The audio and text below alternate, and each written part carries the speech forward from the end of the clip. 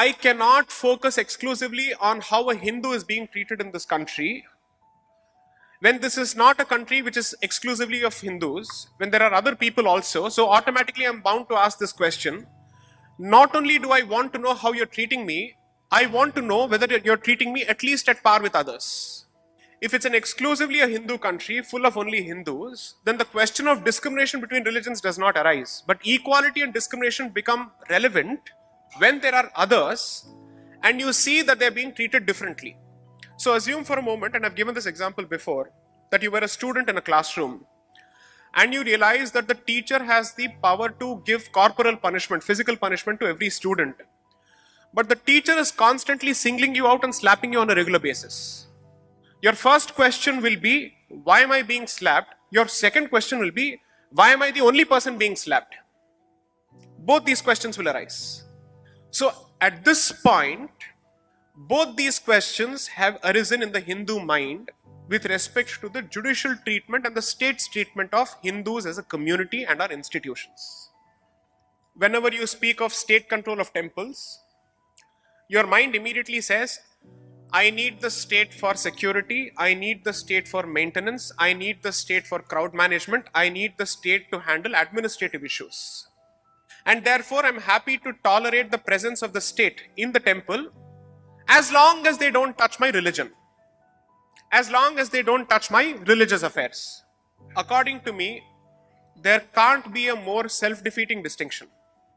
The institution's management and administration is in the hands of a different entity altogether, which is dying to call itself a secular entity, doesn't want to call itself a Hindu entity. And a fundamentally secular entity is holding the reins of the administration of your religious institutions. And you're operating under the naive belief that they will control only secular aspects which won't have an impact on religious aspects. How is that even possible? If the money is in their hands, the ability and the power to appoint people to different positions is in their hands, your security is in their hands, how do you hope to have the freedom only with respect to religious affairs? How is that even possible? Not possible. So to assume that as long as the state gives me the commitment that it will not interfere with religious aspects of an institution, I am happy and therefore my religion is secure, impossible. Because what you believe are the secular aspects are the ones that give you the power to invest in the society. Money, if it is secular, is the one that gives you the ability to invest in your community. So how can that essential aspect be in the hands of the government? The Jagannath Mandir in Puri is effectively run by 36 mathas. Each of the mathas are in the control of state government bureaucrats. Each of them saying, I don't have money, I don't have money. When the daily ritual of Jagannath Puri as a temple is based on contribution of all the 36 mathas, and over the years, every matha has progressively stopped its contribution to the daily ritual. Now, if this is the fate of big temples, then imagine what must be happening with chick temples. So in these big temples, citing lack of resources, which is the secular aspect which you've given to the government, he is saying, I can't give today's prasada, do whatever you want. I don't have the money to renovate. I don't have the money to maintain this library. I don't have the money to digitize this particular manuscript. I don't have the money to ensure that people do not come and do something that they're not supposed to in a temple in terms of security, employing CCTVs and whatnot.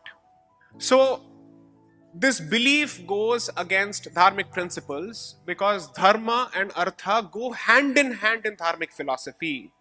For fulfillment of dharma, you need artha. And therefore, if artha is in the hands of the state, which is the Rajya, how on earth do you think you have the freedom to fulfill your dharma? Not possible. So let us break this wall completely, which says religious and secular are two different things. No, that is the Christian mentality, that is Christian philosophy, that is not Hindu philosophy. Hindu philosophy effectively says dharma and artha go hand in hand. We realize that you need Lakshmi to run even an institution that is dedicated to Saraswati.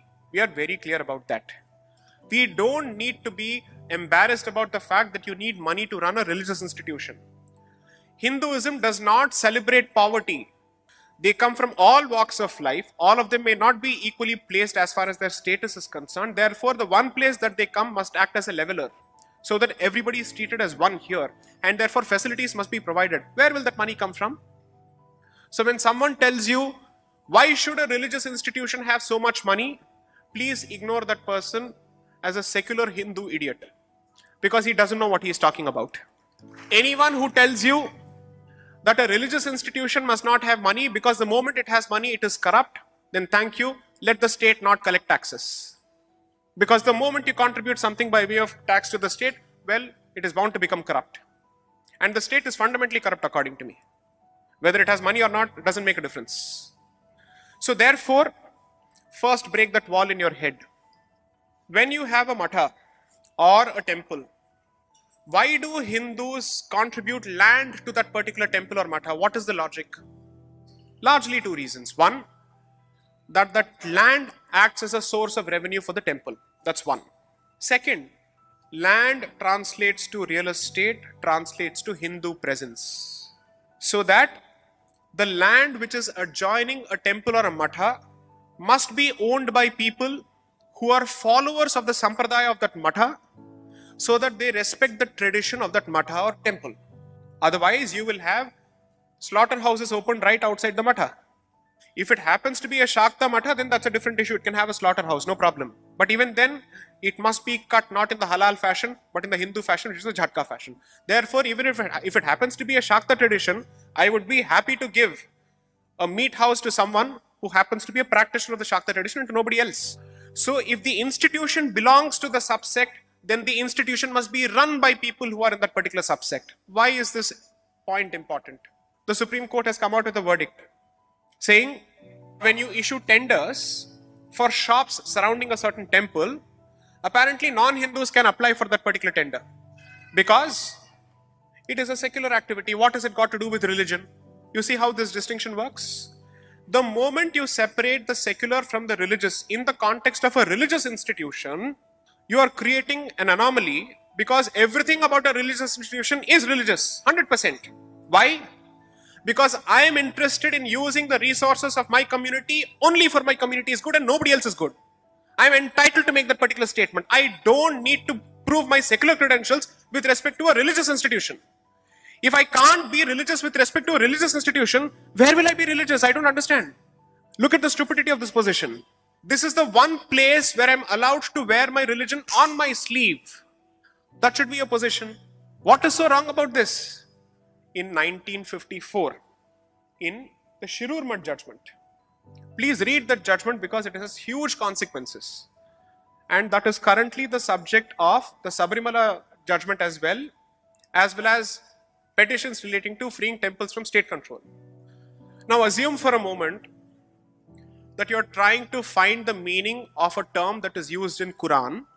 Will you refer to the Oxford Dictionary to understand its meaning? You will not.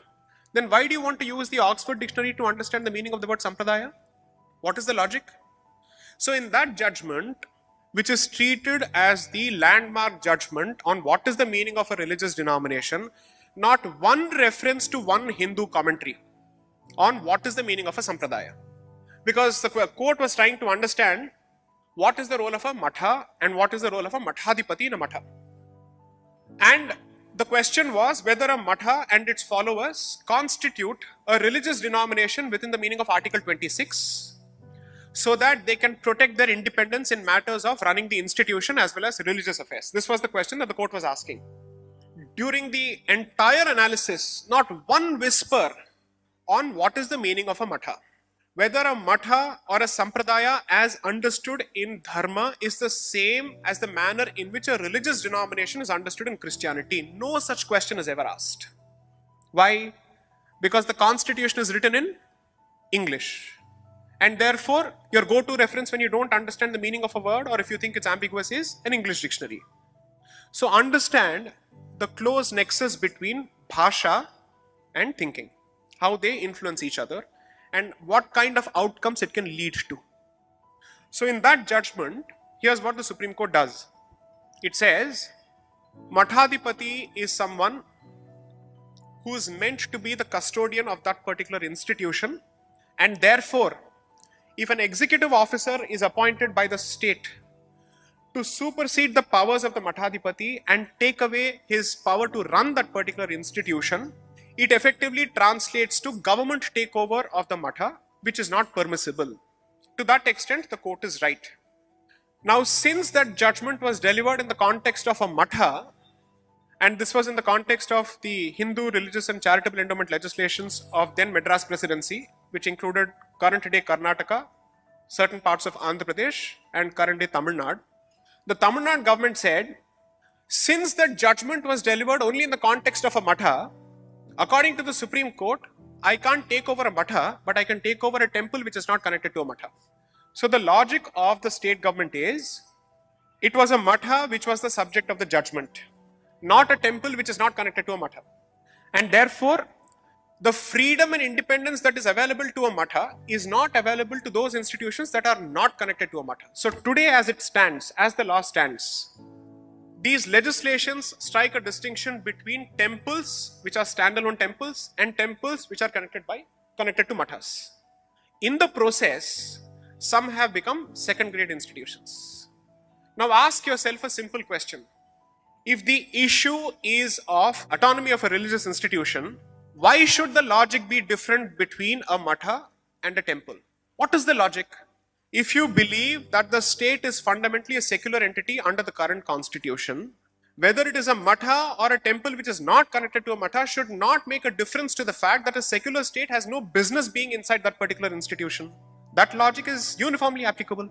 That particular logic has not occurred to the Indian state for the last 60 years. So as a consequence, what has happened is, despite the Shirur Math judgment clearly saying that the state does not have the power to take over a religious institution permanently, all it can do is to rectify mismanagement and get out of that particular institution and give it back to the community.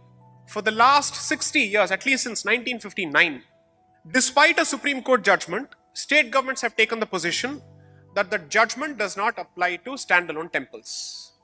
And therefore, you have executive officers who have been appointed across the board, with or without reasons, in temples across the board in all the southern states, at least in Tamil Nadu, Andhra Pradesh, Kerala, Telangana. The point I'm trying to make is, even the Supreme Court's verdict has no value, and its position has no value when it comes to the rights of the Hindu community. If the problem statement is that either the institution sometimes does not understand your position, or even if it happens to understand your position by some happy coincidence, the state is not willing to listen to the Supreme Court, then what are the options left to the Hindu community?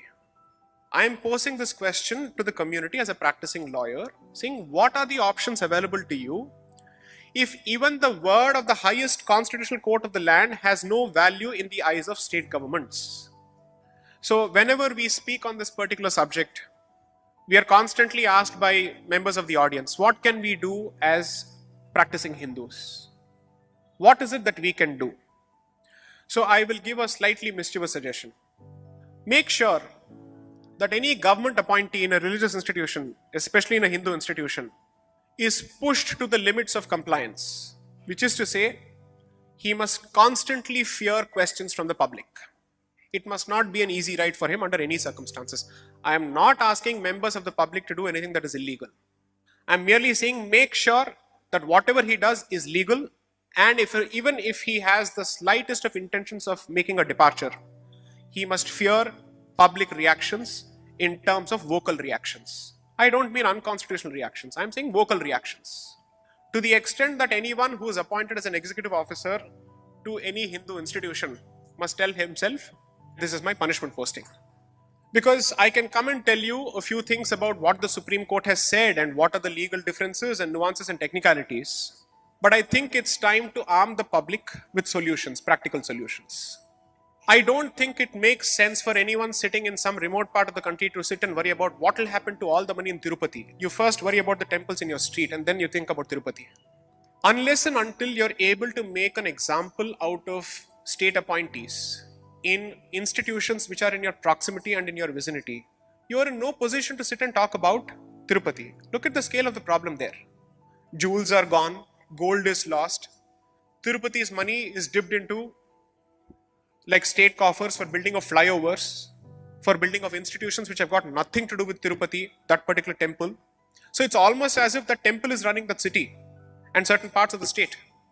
So therefore my point is, work towards practical, workable, local solutions.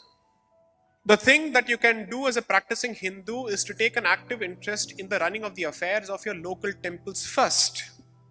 Focus on them. Protect them. When a temple falls under disuse, it becomes public property and it is ripe and open for encroachment and illegal encroachment. And when you think of a temple, don't limit yourself only to that particular institution. Think of it as an ecosystem. Which means when you think of a temple, you should immediately ask, most temples have lands associated with them. What is the status of the land associated with this particular temple? And you will find that most of them are under encroachment and illegal occupation. In most cases, not by members of the community. At least if it's members of the community, then you can still kind of hope to regularize it, take some rent. But if it's members of some other community, secularism will immediately come in the way. And you will not be able to take action. When you say that this temple does not allow women and it has a problem with women, it is based on misogyny, it's based on patriarchy, I want to ask each of these people, what do you know about the temple before you have made that comment? What have you read before you have made that comment? Are you saying that you know better than centuries of people who have actually worshipped at the temple and who have practiced that particular faith? Unless and until you have a specific position, kindly don't make yourself the representative of the entire female community. You're not. Second, you can't speak on behalf of believers, you can't speak on behalf of the deity, you can't speak on behalf of the temple. To put it in the language of Game of Thrones, you know nothing, Jon Snow. So let me address your question first, because I think that's the more central question. And then I'll go to his question on civilization duty, because that is more important. Because let me address the theoretical aspect of it before I jump into its application to a specific circumstance. Right? One, am I couching a bigoted idea through the use of the phrase civilizational identity? Let's address the most uncomfortable question. Right?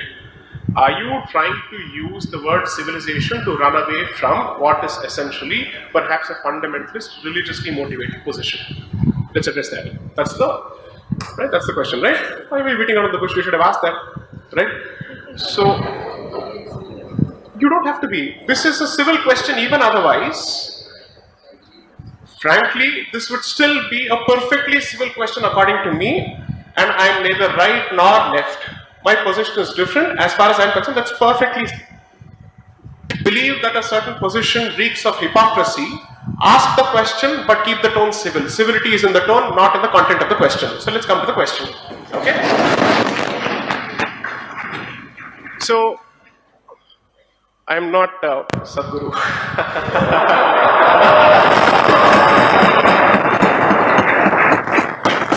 I know how to handle questions. Not that he doesn't, but I think I know. Okay? So, when somebody says this and says, no, I am this intellectual, the rules of the society don't apply to me, I will sit in some remote corner of an academic campus, enjoying the benefits of the state and calling for its destruction because I'm a global citizen. Give up the benefits of the state. Give up the benefit of the state and beg for food the way the true seeker was expected to before. Bhiksha mango, then ask for it. Okay? But on the one hand, you constantly want entitlements, freedoms, concessions, raise in this, raise in that from the state, and you're still attacking the state. Jis thali mein khaya, usi mein chhed kiya. Guess who's back? My point is, everything that relates to Islam necessarily comes from a book and commentaries which do not originate in India. Okay. Would that be a correct statement to make? You're absolutely wrong. Oh, please tell me. You don't know. Sahih al-Bukhari was authored in India. Do you know Fatwa Alamgiri? Go ahead, Fatwa Alamgiri? Oh, so you use Fatwa Alamgiri to actually... Listen to me. Where was Fatwa Alamgiri written? No. The question is, when you issue a fatwa, do you use the Quran or what are you using? Are you debating with me or an anchor? I am asking you. Want to debate with me? I'll answer. I am asking you a straightforward question. I am answering you in a straightforward way. Please listen to me. You have. Should I rephrase the question for you to understand it better? I understood where you're coming from. Answer, please. Do you believe that the Islamic law is only Quran and Sunnah? No. You're absolutely wrong. Go ahead, please explain. No, it is not. Right. It is Quran, it is Sunnah, Right. it is the judicial or the fatwas given. It is Sunnah is Hadith only. Hadith only. Then That's you a have tradition. schools of thought. Right. Hanafi, Shafi'i, Maliki, Fiqh. Right. Then you have Fatwa Alamgiri. There are so many books. So these schools of thought, what is the basis of the schools of thought? Is the simple question. every religion, every school of thought. Right. Basically, Has the audience Muslim- understood the question? Okay, great. No, listen. Yes, please. Fantastic. Right. Majority of Indian Muslims are Hanafis. Okay, We follow Fatwa Alamgiri. okay, And that protection, where it comes from? Article 26. okay. Isn't it? And what is the basis of Fatwa Alamgiri? Fatwa Alamgiri is the opinion of the Islamic scholars who were born in India, Based on what? based on Quran and Sunnah. Thank you. and Whenever I'm angry, my mother tongue will immediately come to my tongue. Or the language that I use more often, which is Delhi's lingo, will immediately come. Right? What does it tell you? That notwithstanding all the external stimulus that is put on human behavior, nature is nature. Training is training. Genetics is genetics to a significant extent. Conditioning and surroundings also have an impact on genetics, but it will automatically come to you, which means policies which are completely at loggerheads with the native pulse of this land will never find acceptance, and they will never be implemented. Let me give you a simple example. The state's role in alcohol production is a relatively new phenomenon because traditionally almost every Indian home used to brew its own alcohol without any state interference. Ganja today has acquired a negative status. Just try and read the Indian Drug Commission report of 1893-1894 written by the British. They wanted to ask themselves, can we bring in a law to stop the consumption of this because it is an intoxicant? They arrived at the conclusion that this is so native to this country, it is so ingrained in its cultural practices, and it is nowhere comparable to alcohol or anything else, that let's not interfere with it. That was the Britishers' decision with respect to ganja. When was it banned in India for the first time? 1985, because of a global movement. And the global movement has come a full circle, where close to 36 states in America have legalized ganja. And now we are wondering, oh, master ने अब तो उल्टा कर दिया, मैं क्या करूं? उसने तो पलटी मार दी. मेरी सेंस ऑफ ओरिजिनलिटी